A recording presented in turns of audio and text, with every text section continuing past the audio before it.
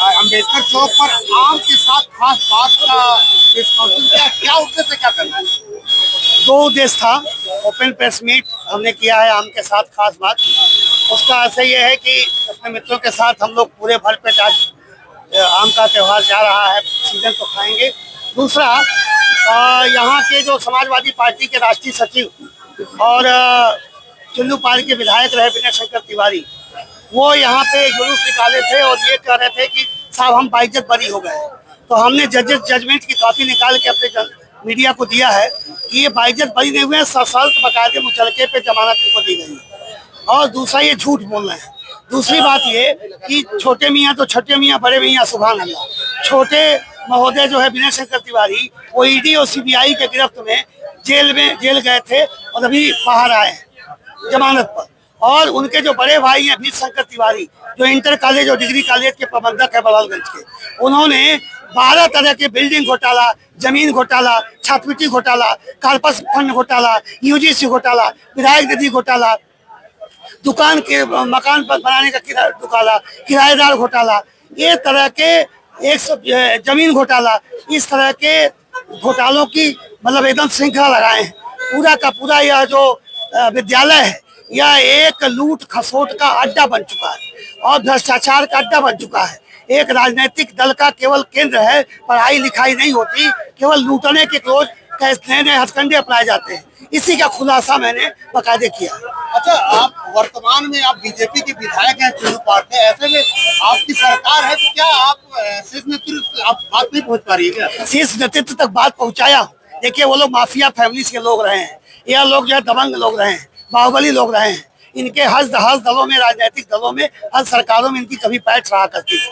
उसका असर पड़ता है। आदमी चोरी भी करता है तो बचाने के हर उपाय करता है। मैंने प्रधानमंत्री पीएमओ कार्यालय को पत्र लिखा और मैंने गवर्नर को पत्र लिखा, तभी जाकर के ये सारे घोटाले का पर्दाफाश हुआ। अभी क्या लगता है, जिस तरह लगातार इनका रैली निकल रही है, लगातार जिस तरह ईडी की कार्रवाई के बाद और जेल से छूटने के बाद जिस तरह सम्मान स्वागत आपके ऊपर लगातार आरोप लगा रहे, यही तो मैं कहना चाह रहा हूँ कि आप कोई कारगिल का युद्ध जीत करके, आप कोई संत सेवा करके, समाज सेवा करके नहीं आए हैं।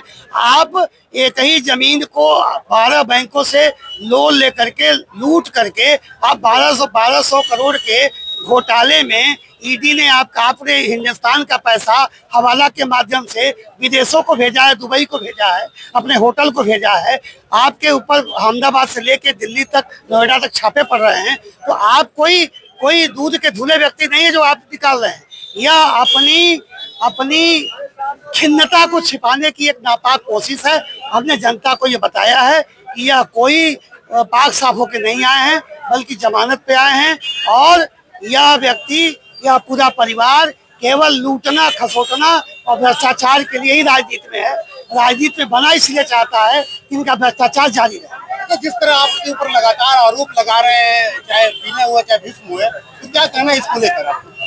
मैंने उनकी बादशाहत खत्म की है। ये माना जाता था कि जब तक वो लोग जिएंगे तब तक जीतेंगे। और 2007 में एक गरीब ब्राह्मण का बेटा जनता से सहयोग लेकर के और जीत जाता है। तो एक गरीब ब्राह्मण का बेटा, इन लोगों का ये है कि सांसद भी यही रहेंगे, एमएलसी भी यही रहेंगे, मिनिस्टर भी यही रहेंगे, विधायक भी यही रहेंगे। कोई और ब्राह्मण या कोई और जात अगर चिल्लू पाल से आती है तो इन लोगों को नागवार लगता है, क्योंकि हमारे जरिए जनता ने इनको बार बार, पिता को 2 बार पटकनी दी, बेटे को 1 बार पटकनी दी, 3 बार ये लोग यहाँ हारे, बलिया हारे, बांसी हारे, डुमरियागंज हारे, खलीलाबाद हारे, गोरखपुर हारे, बलरामपुर हारे। तो लगातार हार से बौखला के उनको लगता है कि इन सारी हार के केंद्र में राजेश त्रिपाठी है। इसलिए वो लोग मेरा चरित्र हनन भी करते हैं, मेरा चरित्र हरण भी करते हैं और जान के भी हनन की कोशिश में लगे रहते हैं। अच्छा, अगर बात करें बीजेपी मुख्यमंत्री योगी आदित्यनाथ लगातार अपराधियों पर कार्रवाई की जा रही, कहते हैं अपराधी है नहीं, तो क्या लगता है अपराधी है कि नहीं? देखिए, 2 तरह के अपराधी होते हैं। एक होते हैं खूनी संघर्ष करने वाले, एक होते हैं भ्रष्टाचार वाले। तो खूनी संघर्ष करने वालों को तो मटिया मेट कर दिया गया। अब भ्रष्टाचारियों पे नकेल कसी जा रही है। इनका भी दिन आज नहीं कल आएगा ही। भ्रष्टाचारी बिल्कुल है, 100% लूट और भ्रष्टाचार का अड्डा बन चुका है नेशनल डिग्री कॉलेज बड़हल।